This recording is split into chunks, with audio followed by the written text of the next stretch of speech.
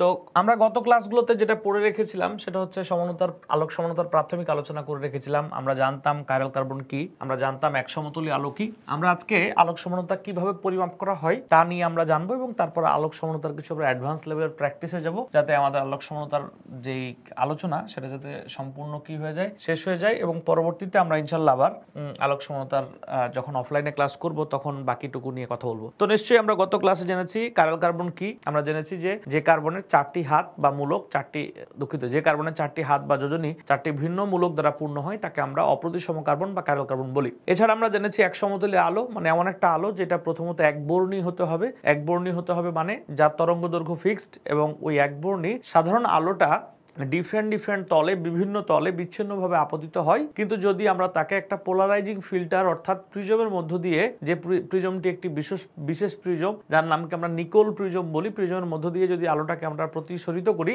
তাহলে সমস্ত আলোক রশ্মিগুলা একটা তলে সমভাবে আপতিত হয়, আর একেই বলা হয় এক সমতলীয় আলো বা তল সমবর্তিত আলো বা প্লেন পোলারাইজড লাইট বা পোলারাইজেশন অফ লাইট। ওকে, তো এটা কিভাবে এক্সপেরিমেন্ট করা হয় তার একটা ফাংশনাল চিত্র দেয়া আছে, মানে আসলে কিভাবে কাজটা হয় তার চিত্র দেয়া আছে, বাহ্যিক চিত্র দেয়া নেই। তো চলো আমরা একটু বোঝার চেষ্টা করি যে আসলে এই চিত্রটা দিয়ে বইয়ে যে চিত্রটা দেয়া আছে হাজারী স্যারের বইয়ে তা দিয়ে আসলে কি বোঝানো হচ্ছে। ওকে, এখানে দেখো একটা শব্দ লেখা আছে, নাম হচ্ছে পোলারিমিটার, অর্থাৎ আলোক সমানতা পরিমাপ করা হয় যে মিটার ব্যবহার করে তার নাম হচ্ছে পোলারিমিটার। ওকে, আমরা একটা আলোর উৎস নিলাম। আমি গত ক্লাসে বলেছিলাম যে আমরা বেশিরভাগ সময় এই সোডিয়াম ল্যাম্প ব্যবহার করতে পারি, যে ল্যাম্পের থেকে যে আলো পাই তার তরঙ্গ দৈর্ঘ্য হচ্ছে 589 ন্যানোমিটার, অর্থাৎ এত তরঙ্গ দৈর্ঘ্য বিশিষ্ট আমরা আলো নিতে পারি। এই আলোটা যখন সাধারণ আলো রূপে থাকে তখন দেখো এই আলোক রশ্মিগুলা বিভিন্ন তলে বিচ্ছিন্নভাবে কিন্তু আপতিত হচ্ছে। কিন্তু যখন আমরা তাকে একটা পোলারাইজিং ফিল্টার অর্থাৎ এখানে একটা প্রিজম দেয়া থাকে,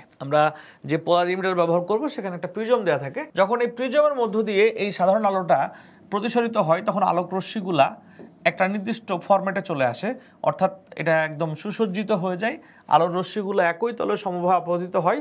তাহলে এখানে আমরা কেন পোলারাইজিং ফিল্টার ব্যবহার করলাম? আলোগুলাকে একই তলে সমভাবে আবর্তন করানোর জন্য। ওকে, আচ্ছা, এরপর যে আলো আমরা পাচ্ছি এখানে দেখতে পাচ্ছ, খেয়াল করো, কাইরাল যৌগের দ্রবণ, অর্থাৎ আমরা এই টিউবের মধ্যে এইখানে আমরা একটা দ্রবণ রাখবো, যেই দ্রবণটা মূলত আলোক সক্রিয় যৌগ বা নমুনা দ্রবণ। এই দ্রবণটার মধ্য দিয়ে যখন আলোটা প্রতিসরিত হয়ে এই পারে যাবে তখন এই দ্রবণটার কারণে এই আলোক রশ্মিটা যেই বরাবর যাওয়ার কথা, নিশ্চয়ই আমরা জানি কোনো স্বচ্ছ মাধ্যম দিয়ে যখন আলো প্রতিসরিত হয় তখন প্রতিসরণের সময় আলো কিন্তু সরাসরি না গিয়ে কিছুটা বেঁকে যায়।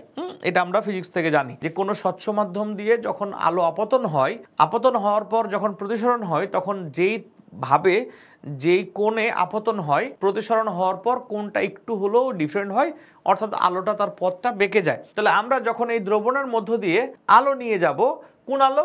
এক সমতলীয় আলো বা তল সমবর্তিত আলো, যেটা আমরা এক সমতলীয় আলোর উৎস থেকে অর্থাৎ সোডিয়াম ল্যাম্প থেকে তৈরি করেছিলাম। যখন আলোটা দ্রবণের মধ্য দিয়ে নিয়ে যাব তখন এই দ্রবণের মধ্যে কিছু বৈশিষ্ট্য রয়েছে, যেই দ্রবণের বৈশিষ্ট্যগুলা বা দ্রবণের ত্রিমাত্রিক গঠন রয়েছে, যে দ্রবণের ত্রিমাত্রিক গঠনটা এই এক সমতলীয় আলোকে ভিন্ন ভিন্ন কোণে বাম দিক এবং ডান দিক, এই বাম অথবা ডান দিকে ঘুরিয়ে ফেলবে।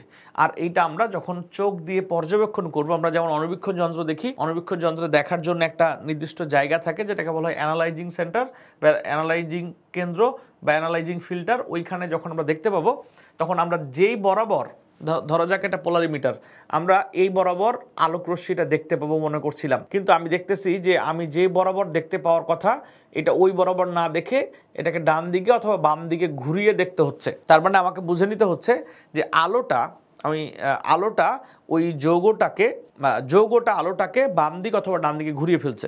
আমার মনে হয় অনেকেই ব্যাপারটা এখনো বুঝতে পারো না, আমি বোঝানোর চেষ্টা করছি। ধরা যাক একটা আলো এই বরাবর আসতেছে,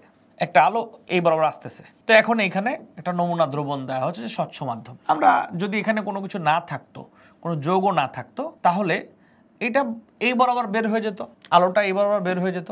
কিন্তু নিশ্চয়ই এখানে যেহেতু একটা স্বচ্ছ দ্রবণ থাকবে তার মানে আলোটা বেঁকে যাবে, মানে সোজাসুজি যেতে পারবে না, এটা আলোর বৈশিষ্ট্য, তাই না? আচ্ছা, এটা ফিজিক্স থেকে আমরা ভালো জানতে পারবো। এখন কথা হচ্ছে আমি এখানে যে নমুনা দ্রবণ দিব এখানের মধ্যে দুইটা যৌগ থাকবে, যে যৌগ দুইটার আণবিক সংকেত এক, গাঠনিক সংকেত এক, কিন্তু যৌগটার ত্রিমাত্রিক গঠনটা ভিন্ন। তাই ত্রিমাত্রিক গঠন ভিন্ন হওয়ার কারণে আমি যখন এই নমুনা দ্রবণগুলা মানে এমন দুইটা যৌগ, এমন একটা যৌগ বা দুইটা যৌগ যারা পরস্পরের আলোক সমাণু, তাদেরকে যখন এখানে দিব তখন একটা যৌগ আলোটাকে যে কোণে ঘুরাবে, অপর যৌগটা আলোটাকে ভিন্ন কোণে ঘুরাবে। তাহলে ব্যাপারটা বুঝতে পারছো? ধরা যাক ডি গ্লুকোজ এবং এল গ্লুকোজ। আমি যদি এখানে ডি গ্লুকোজ দেই, ডি গ্লুকোজ আলোটাকে যেভাবে ঘুরাবে, যেদিকে ঘুরাবে, এল গ্লুকোজ ওই এক সমতুল্য আলোটাকে কিন্তু একই দিকে একইভাবে ঘুরাবে না। তো আমার কোশ্চেন যে ডি গ্লুকোজ এবং এল গ্লুকোজ বা ডি ল্যাকটিক অ্যাসিড বা এল ল্যাকটিক অ্যাসিড দুইটা যদি একই যৌগ হয়, যেহেতু তার আণবিক সংকেত এক, গাঠনিক সংকেত এক, দুইটা যেহেতু একই যৌগ যদি হয়, তাহলে আলো বেঁকে যাবে বুঝলাম, কিন্তু একই কোণে বেঁকে যাবে। কিন্তু বলতেছে না, একটা বেঁকে যাবে বাম দিকে, একটা বেঁকে যাবে কি ডান দিকে। এই যে আণবিক সংকেত এবং গাঠনিক সংকেত দুইটা একই হওয়ার পরেও এক সমতুল্য আলো যখন তাদের উভয়ের উপর আপতন করা হলো, তখন আলোটাকে সে ভিন্ন ভিন্ন কোণে ঘুরিয়ে দিল। এই ব্যাপারটাই হচ্ছে ওই যৌগ দুইটার মধ্যে গঠনগত পার্থক্যের প্রমাণ দেয়। তাই আমরা বলতে পারি যে এই যৌগ দুটি পরস্পরের আলোক সমাণু। আমি জানি না তোমাদের কতটুকু বুঝাতে পেরেছি ব্যাপারটা, তোমরা কতটুকু বুঝতে পেরেছো কিনা, বা কেউ কোনো কোশ্চেন করতে চাও কিনা বলো, দ্রুত বলো। শুনতে পাচ্ছ সবাই আমার কথা? কারো কোনো কোশ্চেন আছে?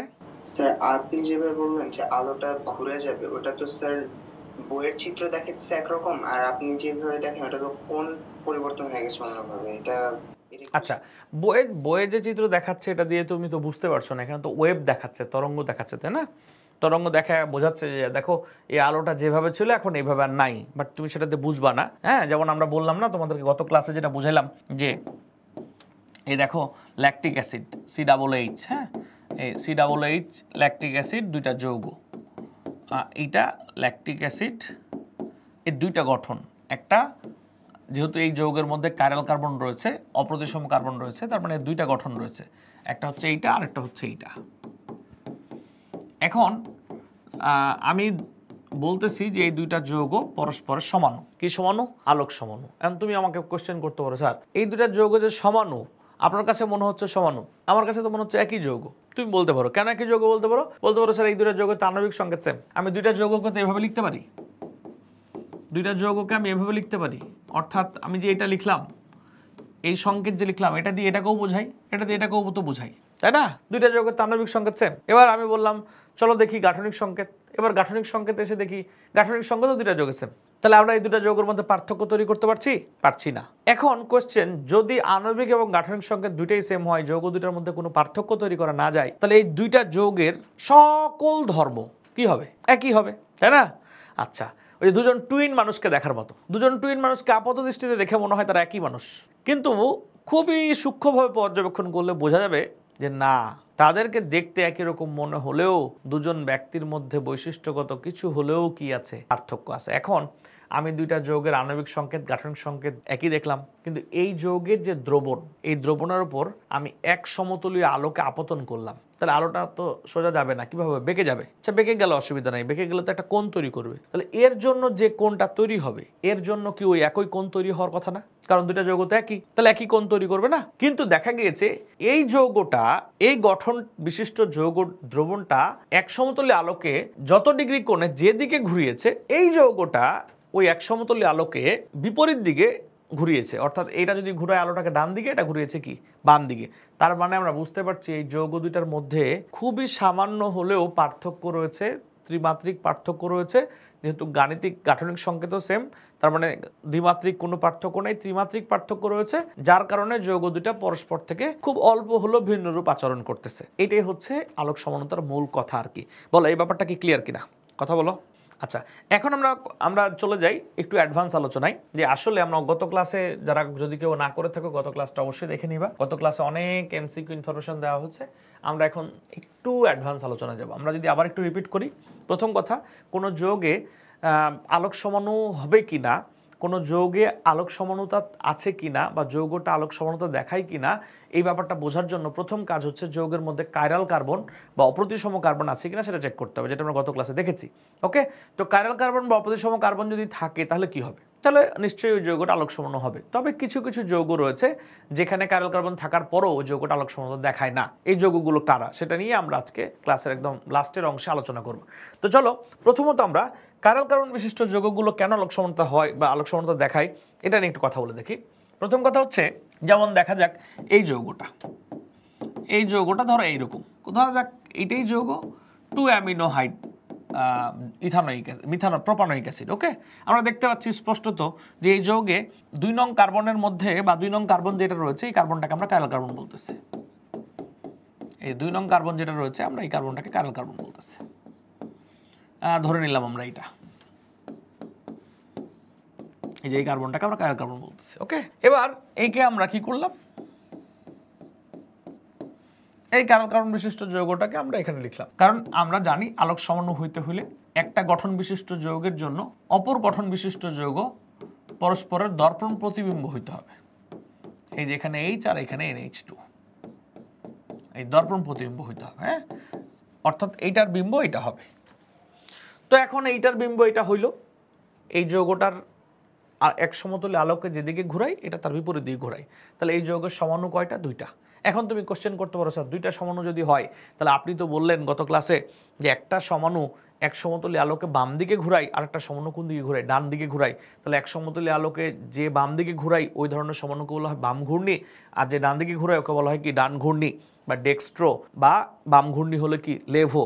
লেভোকে সংক্ষেপে এল এবং ডেক্সট্রোকে সংক্ষেপে কি? ডি দিয়ে প্রকাশ করা হয়। তো আমি কিভাবে বুঝবো যে এইটা নাকি এইটা, কোনটা বাম ঘূর্ণি? আসলে কোনটা বাম ঘূর্ণি আর কোনটা ডান ঘূর্ণি এটা থিওরিতে আইডেন্টিফাই করার আসলে ওইরকম কোনো সুযোগ নাই। তবে অনার্স লেভেলে থিওরিতে বাম ঘূর্ণি ডান ঘূর্ণি আইডেন্টিফাই করার জন্য একটা CRN থিওরি নামে একটা থিওরি দেখানো হয়, কিন্তু এটা মূলত প্র্যাকটিক্যালি আইডেন্টিফাই করতে হয়। তবে আমরা যখন ল্যাকটিক অ্যাসিড পড়লাম, এই ল্যাকটিক অ্যাসিডেরটা কিন্তু আইডেন্টিফাই করা হয়, আমাদের বইয়ে দেয়া আছে, জন্য তুমি এটা মনে রাখতে পারো যে এইখানে দেখো যখন OH মূলক ডান দিকে থাকবে ল্যাকটিক অ্যাসিডের জন্য, এই যে OH মূলক যখন ডান দিকে থাকবে তখন এটা ডান ঘূর্ণি বা ডিল্যাকটিক অ্যাসিড, আর যখন OH মূলক বাম দিকে থাকবে,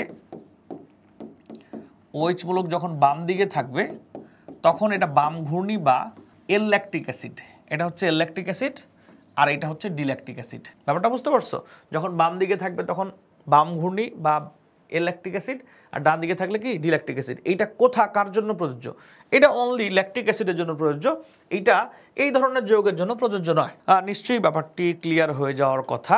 আমরা বুঝতে পারছি যে আমরা যদি কোনো যৌগ সম্পর্কে না জানি আগে থেকে যে কে বাম ঘূর্ণি কে ডান ঘূর্ণি, আমাদের পক্ষে এটা উত্তর করা সম্ভব নয়। তবে এর ল্যাকটিক অ্যাসিডেরটা আমরা মনে রাখবো। কেন মনে রাখবো? কারণ এটা বইয়ে দেয়া আছে, MCQ আসতে পারে যে OH ডান দিকে আছে তাই ডিল্যাকটিক অ্যাসিড, বাম দিকে আছে তাই কি? এল ল্যাকটিক অ্যাসিড।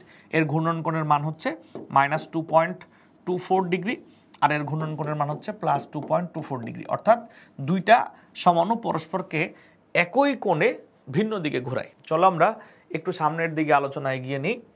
এগুলো নিয়ে আমরা যথেষ্ট আলোচনা করলাম। দেখো এখানে সব কথাগুলো লিখে দেয়া আছে। এই যে বাম ঘূর্ণি আর ডান ঘূর্ণি, ডানে যেটা এটা ক্লকওয়াইজ, বাম ঘূর্ণি এটা কি অ্যান্টি ক্লকওয়াইজ। এই যে ঘূর্ণন কোণের মান +2.24 ডিগ্রি আর এটা হচ্ছে -2.24 ডিগ্রি। আচ্ছা, এনানসীয় মান নিয়ে আমি একটু পরে কথা বলছি।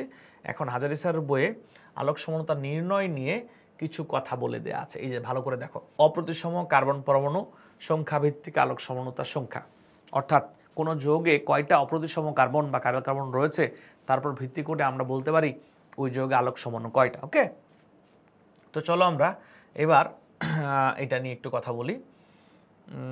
যেমন এখানে বইয়ে যেটা বলে দেওয়া আছে, কই যেন, আচ্ছা বইয়ে যেটা বলে দেওয়া আছে সামারি করে, ওকে দেখো একদম স্পষ্ট করে বইয়ের কথাগুলোই বলবো আমরা, কিন্তু বইয়ে হয়তো বা একটু কম গুছিয়ে বলে দেওয়া আছে, আমরা চেষ্টা করব বইয়ের কথাগুলোকে একটু গুছিয়ে দিতে। দেখো বই একদম স্পষ্ট করে লেখা আছে আলোক সমাণু সংখ্যা নির্ণয়। তো প্রথমে বলা হচ্ছে যে দুটি ভিন্ন বা অসদৃশ কার্বন পরমাণু যুক্ত কোনো যৌগ যদি হয়, প্রথম কথা হচ্ছে দুটি ভিন্ন বা অসদৃশ, মানে কোনো যৌগে যদি একাধিক কাইরাল কার্বন থাকে, একটা কাইরাল কার্বন থাকলে সমান হবে দুইটা, এটা নিয়ে কোনো ঝামেলা নাই। যদি একের অধিক কাইরাল কার্বন থাকে, লাইক দুইটা কাইরাল কার্বন আছে, এই দুইটা কাইরাল কার্বন সদৃশ হওয়া যাবে না। কি হওয়া যাবে না? সদৃশ হওয়া যাবে না। আচ্ছা, তাহলে সদৃশ নাকি সদৃশতা এটা বুঝবো কিভাবে? ওকে, চলো আমরা এটা নিয়ে একটু কথা বলি। যেমন দেখো এই যৌগটা যদি নিয়ে কাজ করি আমরা, এখানে মনে করো Cl, আবার এইখানে মনে করো Br, এই ধরো এই যৌগটা, রাইট? আর তাহলে এই যৌগটা নিয়ে যদি কাইরাল কার্বন চিন্তা করি তাহলে আমরা কি হবে? CH3, দেন C, এখানে Cl, এখানে H, দেন এইখানে সি, দেন বিআর, দেন এখানে এইচ, দেন CH3, এইটা। তো এখন গেল এটা। দ্বিতীয় যেটা, যে দেখো এটা একটা কার্বন কার্বন, এটা একটা কার্বন কার্বন, এইটা একটা কার্বন কার্বন, এইটা একটা কার্বন কার্বন, রাইট? এই কার্বনের সাথে যতগুলা মূলক আছে আর এই কার্বনের সাথে যতগুলা মূলক আছে, দেখো প্রত্যেকটা মূলক কিন্তু এই কার্বনের প্রত্যেকটা মূলকের সাথে মিলে নাই। যেমন এটার সাথে এটা মিলে গেছে, ভালো কথা, এটার সাথে এটা মিলে গেছে, ভালো কথা, কিন্তু এইটা আর এইটা পরস্পর কিন্তু মিলে নাই, এটা মিলে নাই, এটা মিলে নাই। তাই এটা সদৃশ কার্বন কার্বন না, অর্থাৎ এই কার্বনের সাথে যুক্ত মূলক তিনটা আর এই কার্বনের সাথে যুক্ত মূলক তিনটা, এর তিনটা মূলক আর এর তিনটা মূলক যদি তিনটাই কি হয়ে যায়, একই হয়ে যায়। এখানকার তিনটা মূলক আর এখানকার তিনটা মূলক যদি তিনটা একই হয়ে যায়, তখন আমি তাকে বলতে পারি যে এটা সদৃশ। আর যদি না মিলে তাহলে এটা হচ্ছে সদৃশ না, ভিন্ন কাইরাল কার্বন বিশিষ্ট যৌগ। এখানে দুইটা মিলে গিয়েছে, দুইটাও নাও মিলতে পারে, যেমন আমি তোমাকে এখন সদৃশ কাইরাল কার্বন বিশিষ্ট যৌগ যদি দেখাতে চাই, তাহলে এখানে ক্লোরিন, এখানে হাইড্রোজেন, এইখানে ক্লোরিন, এখানে হাইড্রোজেন, আর এখানে CH3। তার মানে কি, এই কার্বনের যে তিনটা মূলক রয়েছে, এই কার্বনের ঠিক ওই তিনটা মূলকই রয়েছে, অর্থাৎ এটা হচ্ছে সদৃশ কাইরাল কার্বন বিশিষ্ট যৌগ না, সদৃশ না, অর্থাৎ তিনটা মূলকই মিলে নাই দুইটা কাইরাল কার্বনের। এই কার্বনের যে তিনটা মূলক, এই কার্বনের তিনটা মূলক মিলে নাই। এখানে দেখো এই কার্বনের যে মূলকগুলো রয়েছে, এই কার্বনের যে মূলকগুলো রয়েছে, এভরিথিং সেম। অর্থাৎ হাজারি স্যারের বই বলে দেওয়া আছে যে কার্বন কার্বন সিঙ্গেল বন্ড, এখানেও যদি থাকে ABC বা ABD, এখানেও ধরা যাক যদি ABD থাকে, এখানেও ABD, এখানেও ABD, তাহলে এই ধরনের কাইরাল কার্বনকে বলা হচ্ছে সদৃশ কাইরাল কার্বন। ওকে, তো বলছে হাজারি স্যারের বইয়ে যে কি বলতেছে, দেখো বলতেছে কোন জৈব যৌগে ভিন্ন অপ্রতিসম কার্বন পরমাণু বা কাইরাল কেন্দ্রের সংখ্যা n হলে যৌগটির মোট আলোক সমাণুর সংখ্যা 2 to the power n হবে। যদি জৈব যৌগে ভিন্ন অপ্রতিসম কার্বন পরমাণু বা কাইরাল কেন্দ্রের সংখ্যা n হলে যৌগটির মোট আলোক সক্রিয় সমাণুর সংখ্যা 2 to the power কি হবে, n হবে। অর্থাৎ কোন যৌগে আলোক সক্রিয় সমাণুর সংখ্যা হবে 2 to the power n যদি ওইখানে কাইরাল কার্বন কি হয়, বা একই হয় না ভিন্ন হয়। অর্থাৎ এই যে এই যৌগের ক্ষেত্রে যেখানে কাইরাল কার্বন সবগুলো এক না, ওইখানে আলোক সক্রিয় সমাণু হবে 2 to the power n। আর যেখানে সবগুলো কাইরাল কার্বন সেম, ওইখানে কিন্তু এই 2 to the power n formula কাজে লাগবে না। তাহলে ওইখানে কোন ফর্মুলা কাজে লাগবে সেটা নিয়ে একটু পরে কথা বলি। ওকে, তাহলে আমরা যদি এখন মূল আলোচনায় চলে যাই, যদি কোনো যৌগে দুইটা কাইরাল কার্বন থাকে, যদি কোনো যৌগে একটা কাইরাল কার্বন থাকে, অর্থাৎ 2 to the power n মানে দুইটা সমান হবে, একটা বামঘুনি একটা ডানঘুনি। যদি কোনো যৌগে একের অধিক কাইরাল কার্বন থাকে এবং ওই কাইরাল কার্বনগুলো পরস্পরের কি না হয়, সদৃশ না হয়, একই রকম না হয়, তাহলে একই রকম যদি না হয় তাহলে কি হবে, একই রকম যদি না হয় তাহলে আলোক সক্রিয় সমাণুর সংখ্যা হবে 2 to the power n। চলো আমরা এখন কথা না বাড়িয়ে পরপর দুইটা উদাহরণ দেখব। একটা হচ্ছে কম পপুলার উদাহরণ, একটা হচ্ছে খুবই পপুলার উদাহরণ, যার মাধ্যমে আমরা আশা করছি এই ব্যাপারটা সলভ করে ফেলবো। ওকে, তো চলো প্রথমে আমরা যে যৌগটা আগে লিখেছিলাম এই যৌগটা নিয়ে কাজ করি। এক জায়গায় ক্লোরিন আর এক জায়গায় ব্রোমিন, সম্ভবত এই উদাহরণটা হাজারি স্যারের বইয়ে দেওয়া আছে। এই যৌগটা দেখলাম আমরা প্রথমে বুঝে গিয়েছি এই যৌগে এখানে একটা কাইরাল কার্বন রয়েছে, এখানে একটা কাইরাল কার্বন রয়েছে। তো এখন আমরা এর দ্বারা গঠিত সমাণুগুলো আঁকার চেষ্টা করি। তাহলে CH3, আচ্ছা, যদি আমরা এর দ্বারা গঠিত সমাণুগুলো আঁকার চেষ্টা করি, তাহলে প্রথমত হচ্ছে CH3, তারপর কি এইখানে H and OH and এখানে কি H, তারপর কি দুঃখিত এখানে Cl, এখানে হচ্ছে Br, দেন এখানে H, আর দেন এখানে CH3। এই যে এটা হচ্ছে কাইরাল কার্বন, এই তো কাইরাল কার্বন, এটাও কাইরাল কার্বন, রাইট? এখন যদি আমরা এই যৌগটাকে দর্পণের সামনে নিয়ে যাই, তাহলে কি হবে, এই দেখো দর্পণের সামনে নিয়ে যাই, তাহলে এখানে হচ্ছে H, এখানে হচ্ছে Cl, দেন এখানে কি H, দেন এখানে কি Br, দেন এইখানে CH3, তাই না? তাহলে এইটা একটা সমাণু, ধরো এটা সমাণু একটা, আর ঠিক তার দর্পণ প্রতিবিম্ব হচ্ছে আর একটা সমাণু, এটা 2 নাম্বার সমাণু। ওকে, এবার আমরা কথা বলবো 3 নাম্বার সমাণু নিয়ে। এই 3 নাম্বার সমাণুটা একটু ডিফারেন্ট ভাবে আমরা লিখবো। হ্যাঁ, আচ্ছা, এটা দর্পণ না কিন্তু আবার এটাকে দর্পণ ভাইব না। এবার এইভাবে আমরা লিখতে পারি CH3 দেন C, এইখানে হচ্ছে আচ্ছা CLE রাখলাম, এখানে H রাখলাম, এবার এইখানে হচ্ছে Br রাখলাম আর এইখানে H রাখলাম। ভালো করে খেয়াল করে দেখতে পারো তোমরা যে আমরা কোথায় চেঞ্জ করেছি। অর্থাৎ এখানে এই যৌগে একই দিকে হ্যালোজেন ছিল, একই দিকে হাইড্রোজেন ছিল, এখানে একই উল্টায় গেছে বাট একই ফরম্যাটে ছিল। হ্যাঁ, আমরা এবার এইভাবে দিয়েছি, হ্যালোজেন দিয়েছি একটা এখানে, একটা এখানে, হাইড্রোজেন এখানে এখানে।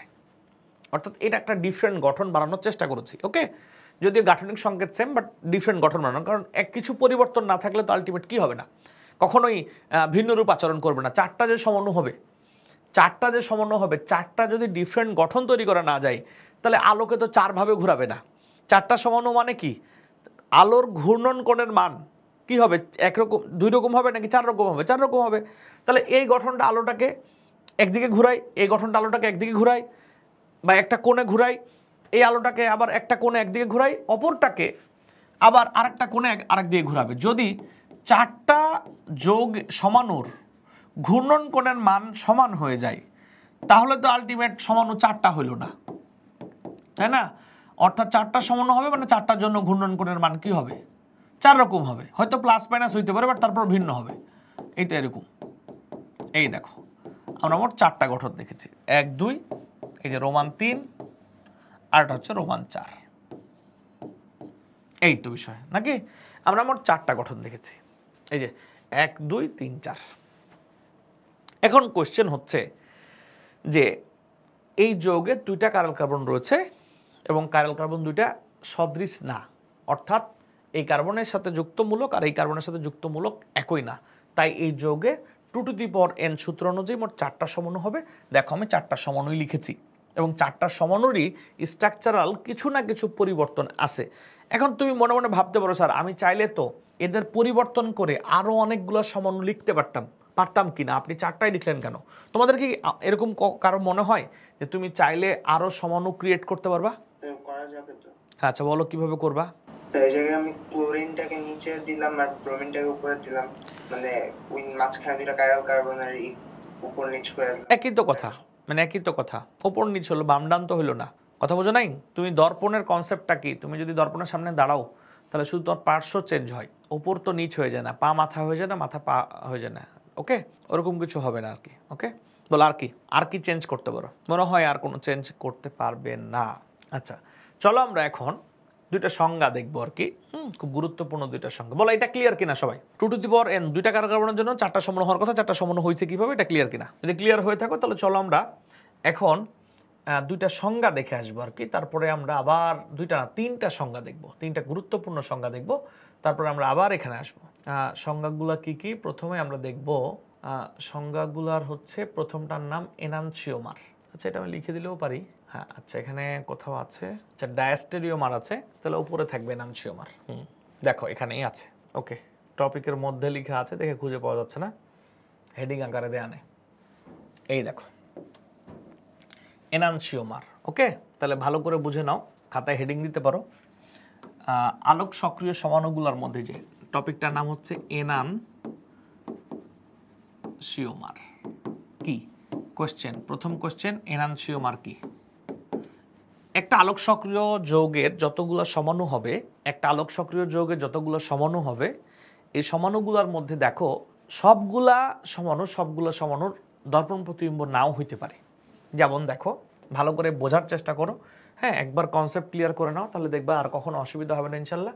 এই যৌগটার চারটা সমন্বয় আমরা লিখেছি এখানে, 1 2 3 4।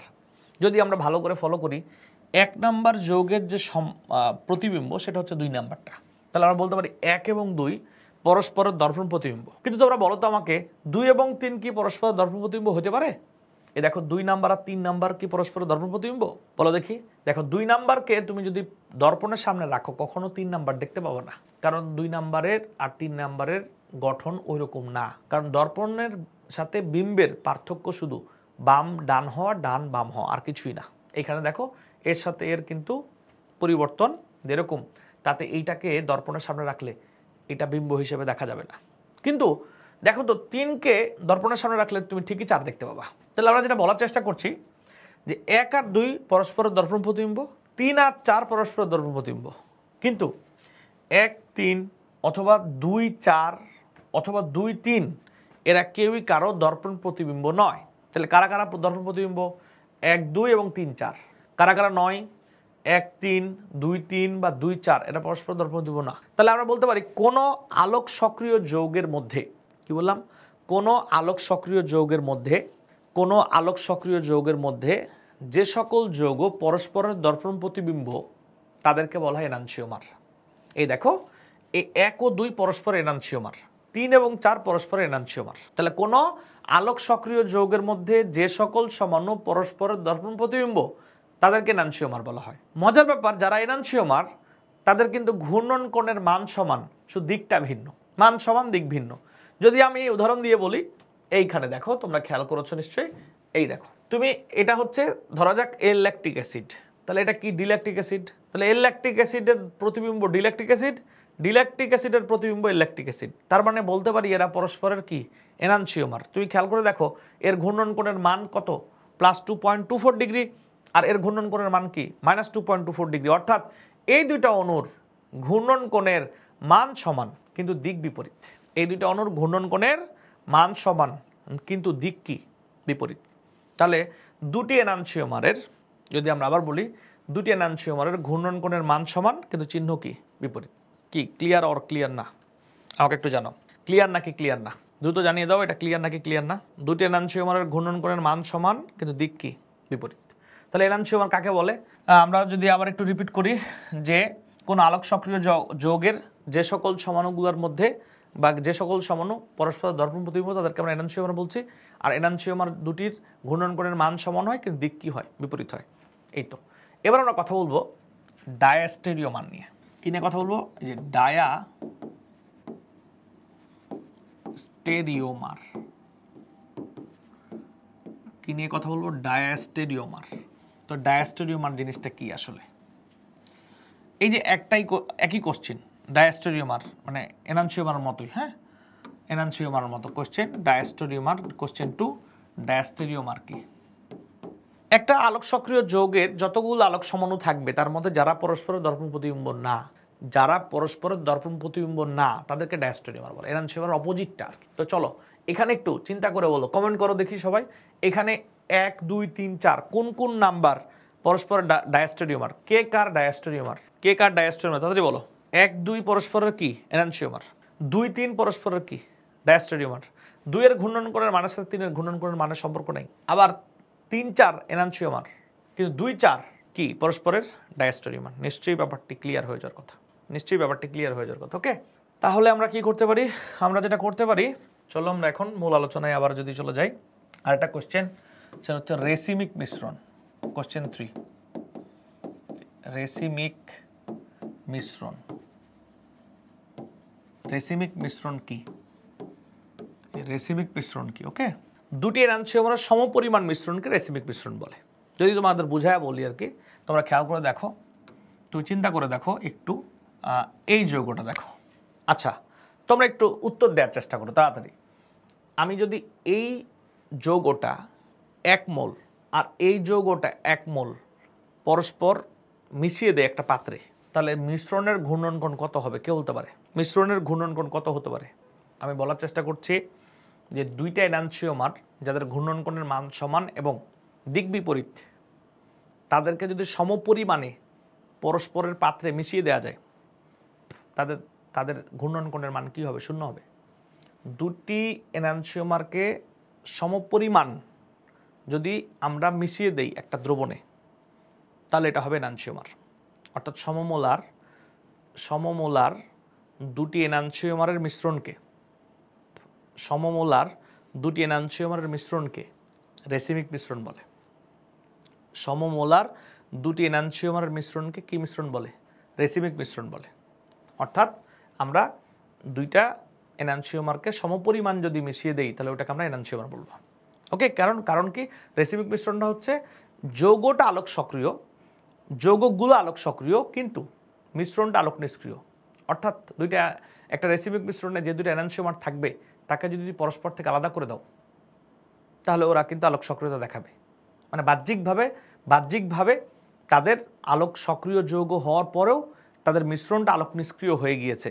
অর্থাৎ যদি আমরা ডিল্যাকটিক অ্যাসিড এবং অ্যালল্যাকটিক অ্যাসিডকে সমপরিমাণ 1 মোল 1 মোল বা 2 মোল 2 মোল বা 3 মোল 3 মোল বা 10 মোল 10 মোল সমপরিমাণ মিশাইতে হবে। যদি মিশায় দাও ওদের মিশ্রণটা আলোক নিষ্ক্রিয় হবে, কিন্তু তুমি মিশ্রণ থেকে আলাদা করে দাও আবার যেমন ছিল তেমনই থাকবে। এই ধরনের মিশ্রণের নাম হচ্ছে কি? রেসিমিক মিশ্রণ। বলো ব্যাপারটা কি ক্লিয়ার কিনা? আমরা ইতিমধ্যে 3টা গুরুত্বপূর্ণ টপিক শিখে ফেলেছি। কি কি টপিক? এনানসিওমার কাকে বলে, ডায়াস্টেরিওমার কাকে বলে, রেসিমিক মিশ্রণ কাকে বলে। যদি ক্লিয়ার হয়ে যাও আমরা আমাদের সব থেকে অ্যাডভান্স যে আলোচনা আমাদের আলোক সমানুতার, এই আলোচনায় আমরা চলে যাব। সব থেকে অ্যাডভান্স যে আলোচনা আমরা তখন ধরে যেটা শিখলাম যে যদি কোনো যৌগে অসদৃশ বা ভিন্ন কাইরাল কার্বন থাকে তাহলে তার সমাণু হবে 2 to the power n, 2 to the power n, তাই না? আমরা যেটা দেখলাম কিছুক্ষণ আগে যে কোনো যৌগে, যেমন এই যৌগে দেখলাম 2টা কাইরাল কার্বন রয়েছে, তাই তার সমাণু হবে 4টা, এবং 4টা সমাণু কিভাবে হয় তা লিখে ফেলেছি। তবে 2 এর অধিক যদি কাইরাল কার্বন থাকে কোনো যৌগে, তার সমাণু পরীক্ষায় লিখতে বলবে না কখনো ইনশাল্লাহ, কারণ 4টা লিখলেই অনেক বড় হয়ে যায়, এর বেশি বলবে না। তবে যদি এমসিকিউ প্রশ্ন হয় তাহলে অবশ্যই কয়েকটা যৌগের কিন্তু কোশ্চেন হইতে পারে। যেমন আমি তোমাদেরকে যদি এখান থেকে বই থেকে পড়াই তাহলে বেশি সুবিধা হবে, তোমাদের কনফিডেন্স বাড়বে যে তোমরা বই পড়ছো। আচ্ছা আমি একটু খুঁজে দেখি কোথায় আছে। এই দেখো এখানে পেয়ে গেছি আমরা। এই যে পরীক্ষায়, ভর্তি পরীক্ষা বা বোর্ড পরীক্ষায় এমসিকিউ হিসাবে কিন্তু প্রচুর আসে এই যৌগগুলা, বাট এগুলো কখনো রিটেনে আসবে না, কারণ এতগুলা রিটেনে কখনো লেখা সম্ভব না। ঠিক আছে? আচ্ছা চলো এখানে কি বলছে যে দুটি ভিন্ন বা অসদৃশ অপ্রতিসম কার্বন পরমাণু যুক্ত এই যে 2 ব্রোমো 3 ক্লোরো বিউটেন, যেটা তুমি অলরেডি পড়লা, আলোক সমাণু আছে। একই নিয়মে আলোচনা করা যায় 3টি ভিন্ন অপ্রতিসম কার্বনযুক্ত যৌগ, যেমন অ্যালডোপেন্টোজের মোট কাইরাল কার্বন হচ্ছে, দেখো অ্যালডোপেন্টোজ হচ্ছে এইটা, এই যে অ্যালডোপেন্টোজ হচ্ছে এইটা, এখানে এই কার্বন এই কার্বন এবং এই কার্বন, এই 3টা কার্বনে অপ্রতিসম কার্বন। আর 3টা কার্বন যেহেতু অপ্রতিসম, তার মানে 2 টু দি পাওয়ার 3 মানে কি 8টা সমাণু হবে। এই রাইবোজ যেটাকে বলে, হ্যাঁ বায়োলজি পড়ো তোমরা। আচ্ছা এইটা অতটা না পপুলার না অ্যালডোপেন্টোজটা, কিন্তু অনেক বেশি পপুলার, হ্যাঁ অনেক বেশি পপুলার যে যৌগটা সেটা হচ্ছে গ্লুকোজ। হ্যাঁ গ্লুকোজ হচ্ছে অনেক বেশি পপুলার। দেখো এই যে অ্যালডোহেক্সোজ লেখা আছে, পেন্টোজ না এবার হেক্সোজ। এই দেখো এখানে মোট গ্লুকোজে মোট 6টা কার্বন, 1 2 3 4 5 6টা কার্বন রয়েছে। এই 6টা কার্বনের মধ্যে এই দেখো 2 3 4 এবং 5, এই 4টা কার্বন কাইরাল কার্বন। তাহলে 2 3 4 5 এবং এগুলো কোনোটাই সদৃশ কাইরাল কার্বন না। আর দ্যাটস ওয়াই 2 টু দি পাওয়ার 4 মানে কতটি? গ্লুকোজ অণুর মোট সমাণু হচ্ছে কয়টি? 16টি। একটা গ্লুকোজ এক যৌগ যেটা 16টা সমাণু ক্রিয়েট করতে পারে আলোক সমানুতা। 16 ধরনের ঘূর্ণনগণ পাওয়া যায়। গ্লুকোজ দিয়ে যতগুলা ডিফারেন্ট গঠন তৈরি করা সম্ভব, সবগুলা গঠনকে যদি তুমি আলাদা করে আলোক সমানুতা পরিমাপ করো তাহলে তুমি মোট কত ধরনের কোণ দেখতে পাবা? পজিটিভ নেগেটিভ বা ডিফারেন্ট মানের কোণ দেখেও তুমি মোট 16 ধরনের কোণ দেখতে পাবো। ওকে আচ্ছা, এটা এমসিকিউর জন্য ইম্পর্টেন্ট। কখনো গ্লুকোজের চিত্র এইভাবে বায়োলজিতে আঁকতে বলতে পারে, কেমিস্ট্রিতে এভাবে বলে না, এবং 16টা সমাণু কখনো আঁকতেও বলবে না। এই দেখো এই কথাটা তোমাদের বই লেখা আছে, যেটা আমরা কিছুক্ষণ আগে পড়লাম। সুতরাং কোনো জৈব যৌগে ভিন্ন অপ্রতিসম কার্বন পরমাণু বা কাইরাল কেন্দ্রের সংখ্যা n হলে মোট আলোক সক্রিয় সমাণু হবে কি 2 টু দি পাওয়ার n, যেটা আমরা অলরেডি সলভ করলাম। এইবার দেখো পরের আলোচনাটা। আবার দুটি একই প্রকার বা সদৃশ অপ্রতিসম কার্বন পরমাণু যুক্ত টার্টারিক অ্যাসিডের, মানে এখানে উদাহরণ ব্যবহার করে ফেলছে, আসলে বুঝতেই পারছো বই এভাবে লিখে দেওয়া আছে। আমরা যখন পড়াশোনা করতাম তখন অনেক ক্ষেত্রে আমরা এই পড়াটা অনেক ক্ষেত্রে আমাদের সময় এত পপুলার ছিল না, ক্লাসে হয়তো বা টিচাররা আমাদেরকে এটা নিয়ে এত আলোচনা করতেন না। আমরা অ্যাডমিশন টেস্টে এটা নিয়ে আলোচনা শুনেছি। আমরা আমাদের অনেক ফ্রেন্ডকে দেখতাম এই ধরনের সমানতা যাদের দুইটার ক্ষেত্রেই কাইরাল কার্বনটা একই বা সদৃশ, তারা অনেকেই বুঝতোই না, তারা টার্টারিক অ্যাসিড ডিরেক্ট উত্তর করে ফেলতো, কারণ তারা জানে যে এই সদৃশ কাইরাল কার্বন থাকলে উদাহরণ হিসেবে টার্টারিক অ্যাসিডই আসবে।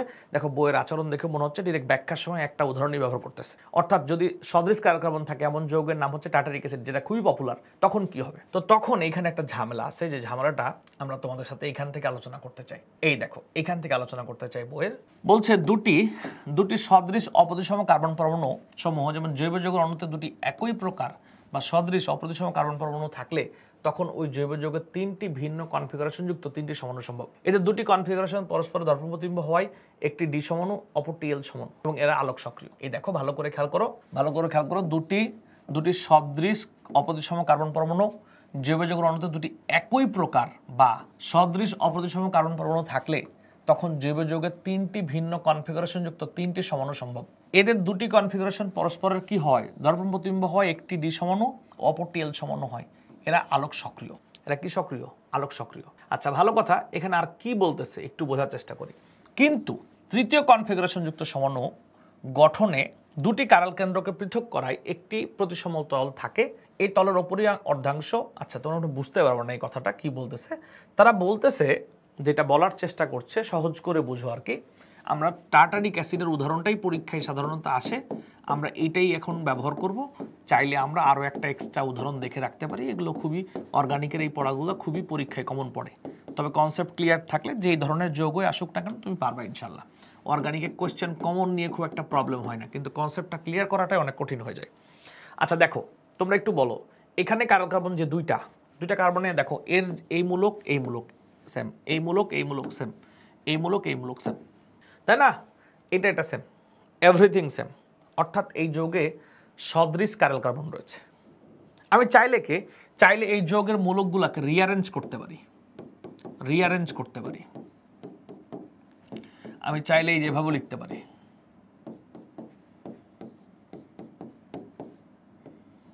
এই দেখো।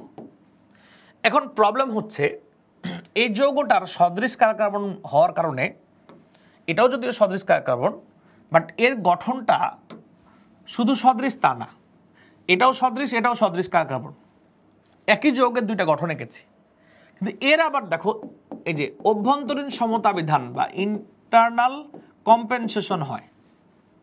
তুমি এইটুককে দর্পণের সামনে রাখবা, দেখবে এইটুক দেখতে পাবা, কারণ একদম হুবু সেম। এখানে একটা দর্পণ সেট করো, একে দেখতে পাবা।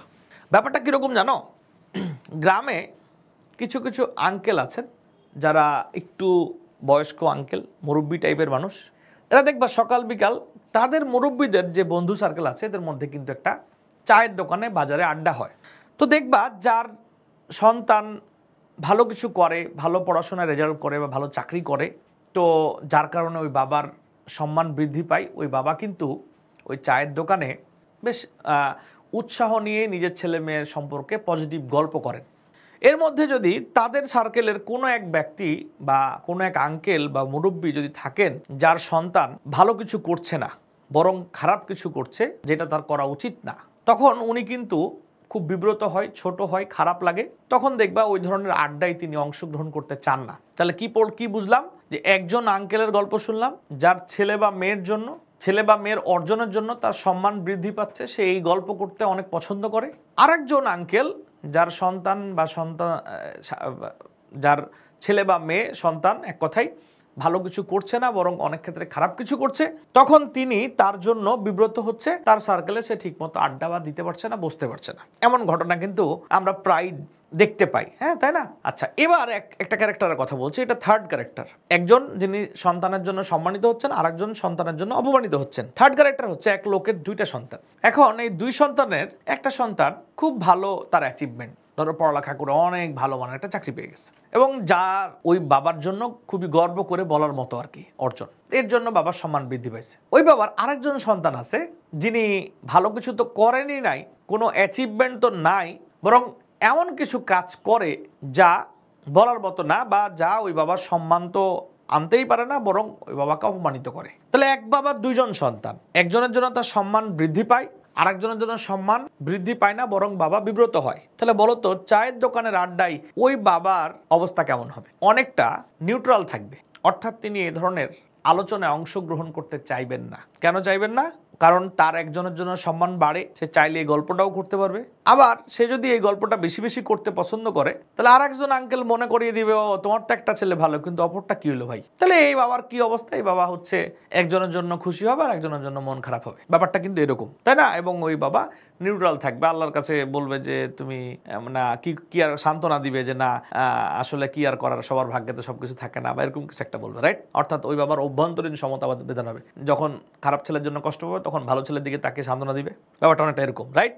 একটাই যৌগ, বাট তার দুইটা কার্বন কার্বন, এবং কার্বন কার্বন দুইটা একই কাইরাল কার্বন, একই গঠন বিশিষ্ট কাইরাল কার্বন। শুধু তাই না, এখানেও একই গঠন রয়েছে, বাট এই কাইরাল কার্বনের দুইটা অংশ দেখতে পাওয়া যাচ্ছে যারা একটার আবার প্রতিবিম্ব। হ্যাঁ, এইটা এটার প্রতিবিম্ব নয়, কারণ আমি যদি এখানে দর্পণ সেট করি তাহলে এখানে দেখতে পাবো বাম পাশে দেখতে পাবো OH, কিন্তু এখানে তো OH নাই, আছে কি H। এখানে দেখতে পাচ্ছি H, কিন্তু এখানে আছে কি OH, মিলবে না। কিন্তু এখানে দেখো OH এর জায়গায় OH, H এর জায়গায় H, অর্থাৎ এই যৌগের এমন একটা প্রতিসম তল পাওয়া যাচ্ছে। প্রতিসম তল মানে এমন একটা জায়গা যার দুই দিক সমান। ধরো আমার এই চোখের এই নাক বরাবর এটা যদি একটা তল চিন্তা করা যায়, তুমি এইদিকে যেমন দেখবা এইদিকে কিন্তু তেমন দেখবা, তাহলে এই জায়গাটা হচ্ছে প্রতিসম জায়গা, প্রতিসম তল।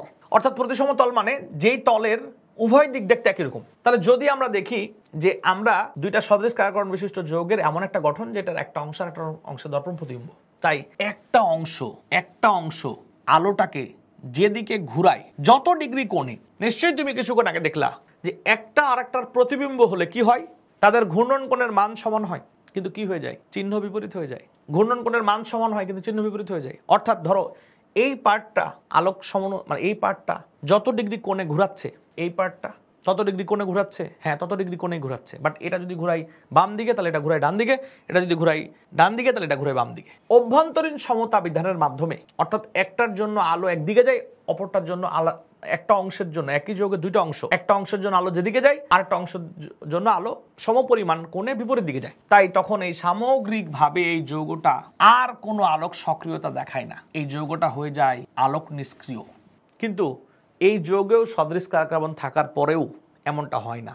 হ্যাঁ, ধরা যাক এর ঘূর্ণন কোণ আর এর ঘূর্ণন কোণ, একটার ঘূর্ণন কোণ আর একটার ঘূর্ণন কোণের কারণে কমে যেতে পারে, বাট নিশ্চয়ই এইটুকুর জন্য যে ঘূর্ণন কোণ পাওয়া যাবে, এইটুকুর জন্য ঘূর্ণন কোণের মান অ্যাটলিস্ট কি হবে না, সমান হবে না, যাই হোক কম বেশি হবে। অর্থাৎ এই যৌগটা কম দেখাক বেশি দেখাক আলোক সক্রিয়তা দেখাবে, কিন্তু এই যৌগটা আলোক সক্রিয়তা দেখাবে না। তাই এই যৌগটা যেহেতু আলোক সক্রিয়তা দেখাবে, তাই এর একটা বিম্ব হবে,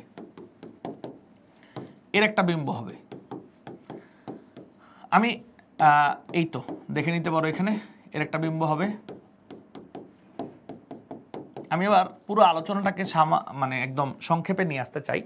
অর্থাৎ যে সকল যৌগে সদৃশ কাইরাল কার্বন থাকবে, তাদের মোট সমাণু হবে তিনটা। এই যে এটা একটা, যেটা হচ্ছে এটাকে বলা হয় মেসো সমাণু, এটা হবে কাইরাল কার্বন থাকার পরও আলোক নিষ্ক্রিয় সমাণু। মানে এই যৌগেরই দুইটা অংশ যার একটার কারণে ঘূর্ণন কোণ যেদিকে যায়, অপরটার কারণে ঘূর্ণন কোণ ওইদিকে যায়, তাদের মধ্যে অভ্যন্তরীণ সমতা বিধানের মাধ্যমে সামগ্রিকভাবে যৌগটার কোনো আলোক সক্রিয়তা দেখায় না, এই আলোক নিষ্ক্রিয় সমাণু হয়। কিন্তু যার মধ্যে সদৃশ কাইরাল কার্বন রয়েছে, ওর কিন্তু অ্যানাদার গঠনগুলা কিন্তু কি হবে, আলোক সমাণু হবে, এবং একটা হবে বাম ঘূর্ণি, একটা হবে ডান ঘূর্ণি। তাহলে এই কথাটাই বলার চেষ্টা করছে এখানে, কঠিন করে বলছে সদৃশ কাইরাল কার্বন পরমাণু সহ, যাদের মধ্যে দুটি সদৃশ অপ্রতিসম কার্বন মানে কাইরাল কার্বন। বলছে জৈব যৌগের অণুতে দুটি একই প্রকার বা সদৃশ অপ্রতিসম কার্বন পরমাণু থাকলে তখন ওই জৈব যৌগের তিনটি ভিন্ন কনফিগারেশন যুক্ত তিনটি সমাণু হয়। এই তিনটি কেন বলতেছে, তিনটি না বলে তিন ধরনের বললে ভালো হতো। একটা হচ্ছে আলোক নিষ্ক্রিয় আর দুইটা আলোক সক্রিয়, একটা ডান একটা বাম। নিশ্চয়ই বুঝে গেছো। তাহলে এটা হচ্ছে মেসো সমাণু। এই দুইটার মধ্যে যে কোনো একটা ডি সমাণু আর যে কোনো একটা এল সমাণু। তবে আমরা জানি না যে এইটা ডি নাকি এইটা ডি, কারণ এটা একটা এক্সপেরিমেন্টাল ব্যাপার। ওকে, আচ্ছা, অনেকে অনেকভাবে বলতে চেষ্টা করে, বাট আসলে এটা বলা ওইভাবে যাবে না। দেখো এখানে বলে দেওয়া আছে একদম স্পষ্ট করে যে এটা তো বাম ঘূর্ণি, যে বলে দিয়েছে যে তিনটা সমাণুর একটা ডি সমাণু একটা এল সমাণু। ভালো কথা, এরা আলোক সক্রিয়, মানে যারা ডি এবং এল তারা আলোক সক্রিয়। এ বলছে কিন্তু তৃতীয় কনফিগারেশন সমাণুর গঠনে দুটি কাইরাল কেন্দ্র পৃথক করার একটি প্রতিসম তল থাকে। অর্থাৎ এই যে এই তলটা এই কার্বন এবং এই কার্বনকে পৃথক করে দিল, পৃথক করার একটা প্রতিসম তল থাকে। বলছে এই প্রতিসম তলের উপরই অর্ধাংশ কাইরাল কেন্দ্রের আপেক্ষিক আবর্তনের মান নিচের অর্ধাংশের কাইরাল কেন্দ্রের আপেক্ষিক আবর্তনের মানের সমান কিন্তু বিপরীত দিকের হয়। মানে বলতেছে এই প্রতিসম তলের দুইটা পার্ট থাকবে, একটা নিম্নাংশ একটা ঊর্ধ্বাংশ। এই ঊর্ধ্বাংশের যে মান হবে, নিম্নাংশের মানটা সমান হবে, কিন্তু চিহ্নটা কি হবে, বিপরীত হবে। এটাই বলতেছে। দেখো এই যে বলছে উপরি অর্ধাংশের কাইরাল কেন্দ্রের আপেক্ষিক আবর্তন মান, মানে এটা তো আপেক্ষিক মান, আবর্তন মানে ঘূর্ণনের মান, নিচের অর্ধাংশের কাইরাল কেন্দ্রের আবর্তন মানের সমান কিন্তু বিপরীত দিকের হয়। ফলে অণুটি আলোক সক্রিয়তার সামগ্রিক আবর্তন মান শূন্য হয়ে যায়। একে বলে অণুর ইন্টারনাল কম্পেনসেশন বা বাংলায় অভ্যন্তরীণ সমতা বিধান। এরূপ সমাণুকে আলোক নিষ্ক্রিয় মেসো সমাণু বলে। তাহলে কোশ্চেন হইতে পারে যে মেসো সমাণু কি, এই যে মেসো সমাণু কি, তাহলে আমরা বলতে পারি দুটি সদৃশ কাইরাল কার্বন বিশিষ্ট কোনো আলোক সক্রিয় না কোনো যৌগে, দুটি সদৃশ কাইরাল কার্বন বিশিষ্ট কোনো যৌগের এমন দুটি অংশ পাওয়া যায় যার একটি অপরটির দর্পণ প্রতিবিম্ব। কোনো সদৃশ কাইরাল কার্বন বিশিষ্ট যৌগে যদি এমন দুটি অংশ পাওয়া যায় যার একটা অংশ অপর অংশের বিম্বের মতো কাজ করে, বা একটা অংশ অপর অংশের বিম্ব, তখন উক্ত যৌগের উপরি অর্ধাংশ আর নিচের অর্ধাংশ বা এক অংশ অপর অংশের পারস্পরিক ঘূর্ণন ক্রিয়াকে বিনষ্ট করে। মানে একটা যেদিকে ঘুরাই অপরটা বিপরীত দিকে সমান পরিমাণ কোণে ঘুরায়, তাহলে একটা অপরটার ঘূর্ণন কোণকে বিনষ্ট করে, ফলে সামগ্রিকভাবে ওই যৌগটা আর আলোক সক্রিয় থাকে না। এই ধরনের আলোক নিষ্ক্রিয় সমাণুকে মেসো সমাণু বলে। অর্থাৎ কাইরাল কার্বন থাকার পরেও যৌগটা আলোক নিষ্ক্রিয় হয়, এই ধরনের সমাণুকে মেসো সমাণু বলে। বলো এটা ক্লিয়ার কিনা, মেসো সমাণু ক্লিয়ার কিনা বলো, দ্রুত জানাও মেসো সমাণু ক্লিয়ার কিনা। ওকে, ক্লিয়ার, বুঝতে পেরেছি। হ্যাঁ, এবার চলে যাই আমরা, যেহেতু মেসো সমাণু ক্লিয়ার, তাহলে দেখো এখানে একদম স্পষ্ট করে আমাদের কিছু কথা লিখে দেওয়া আছে, আমরা দেখব এখন। এই দেখো, এই যে এখানে আলোক সমানতা নির্ণয়ের দুটি একই প্রকার বা সদৃশ অপ্রতিসম কার্বন পরমাণুযুক্ত টার্টারিক অ্যাসিডের দুটি আলোক সক্রিয় সমাণু, এই যে ডিআরএল, একটি আলোক নিষ্ক্রিয় কি মেসো সমাণু আছে। সুতরাং এন সংখ্যক সদৃশ অপ্রতিসম কার্বন পরমাণুকে যুক্ত জৈব যৌগের বেলায় বলছে যে যদি জোড় সংখ্যক থাকে, যদি এন এর মান জোড় হয় 2 হয় 4 হয়, তাহলে সম্ভাব্য আলোক সক্রিয় সমাণুর ফর্মুলা 2n-1। মানে বলতেছে যে তুমি প্রথমেই কোনো যৌগ দেখবা, আমি একদম ক্লিয়ারলি একটা সামারি করতেছি, তুমি প্রথমে কোনো যৌগ দেখবা যে ওই যৌগে সদৃশ কাইরাল কার্বন আছে কিনা। ধরা যাক সদৃশ কাইরাল কার্বন নাই, ওখানে কোনো সদৃশ কাইরাল কার্বন নাই, তাহলে ওর সমাণু হবে 2n, এটা নিয়ে কোনো কথা নাই, নো ডাউট। এবার দেখা গেল সদৃশ কাইরাল কার্বন আছে, তাহলে ওর সমাণু হবে দুই ধরনের। যদি সদৃশ কাইরাল কার্বন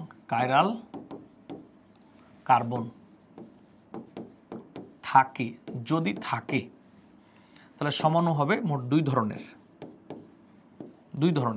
কি ধরনের? ফার্স্ট ধরন হচ্ছে যদি সদৃশ কাইরাল কার্বন থাকে, তাহলে প্রথম ধরনের সমাণু হচ্ছে আলোক সমাণু হবে, আলোক সক্রিয় হবে। এই আলোক সক্রিয় যেটা তার ফর্মুলা হচ্ছে 2n-1। আচ্ছা, 2n-1, চলো আমরা প্রমাণ নিয়ে নেই। এই দেখো, এই যৌগে মোট সদৃশ কাইরাল কার্বন যেহেতু আছে, দুইটা কার্বন রয়েছে কাইরাল। আচ্ছা, দুইটা কাইরাল কার্বনের মধ্যে এটা তো আলোক নিষ্ক্রিয়, এই দুইটা হচ্ছে কি আলোক সক্রিয়। তাহলে আমরা বললাম কি 2n-1, তার মানে 2 অর্থাৎ কাইরাল কার্বন দুইটা, তাই 2 আর 1 বাদ দিতে হচ্ছে ফর্মুলার জন্য। তাহলে আলটিমেটলি 2 মানে 2।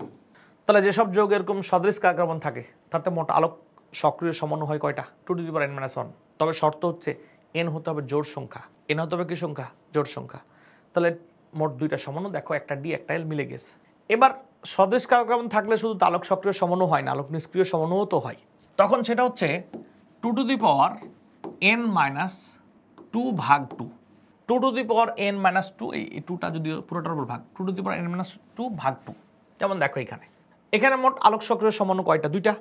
দুইটা থেকে 2 বাদ দিলে কত হয়? 0 ওই তো হয়। আর 2 মানে কত? দুইটা কাইরাল কার্বন, তাহলে 2 তার মানে 2 আর 2 মানে কি 1। দেখো একটাই মেসো সমাণু হয়েছে। তাহলে এখন তুমি কোশ্চেন করতে পারো, স্যার এটা তো জোড় সংখ্যা হলে হয়, বিজোড় সংখ্যা হলে কি হবে?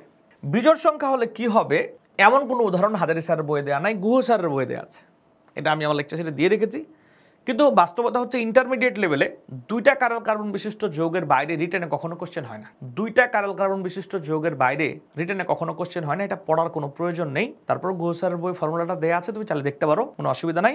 আমরা এ পর্যন্ত থাকলেই হবে। আমাদের এখন শুধু আলোক সমানতার সলভ বা প্র্যাকটিস বাকি। তো এইটা তোমরা প্র্যাকটিস করবা, গ্রুপে বিভিন্ন সময় কোশ্চেন করতে থাকবা, ফেসবুক গ্রুপে বা মেসেঞ্জার গ্রুপেও কোশ্চেন করতে থাকবে। আমরা চেষ্টা করবো তোমাদের সবগুলো প্রবলেমের উত্তর দেওয়ার জন্য। আমরা প্রাথমিকভাবে আলোক সমানতার যত আলোচনা রয়েছে, যতটুকু বোর্ডের ভর্তি পরীক্ষার জন্য দরকার, পুরো আলোচনাটা শেষ করেছি। এখন কাজ তোমাকে কোশ্চেন সলভ করা এবং তার সলভ নেওয়া। তো আজকে আমরা সমানতার মোটামুটি লেকচার কমপ্লিট করলাম। পরবর্তীতে যেই ক্লাসগুলো থাকবে সেখানে আমরা কেপিকেসি অর্থাৎ রাসায়নিক সাম্য অবস্থা, সাম্য ধ্রুবক, এটা নিয়ে ক্লাস করব। তো সবাই ভালো থাকি, ইনশাল্লাহ সবার সাথে আবার পরবর্তী কোনো ক্লাসে অনলাইন বা অফলাইনে দেখা হবে। আল্লাহ হাফেজ, আসসালামু আলাইকুম।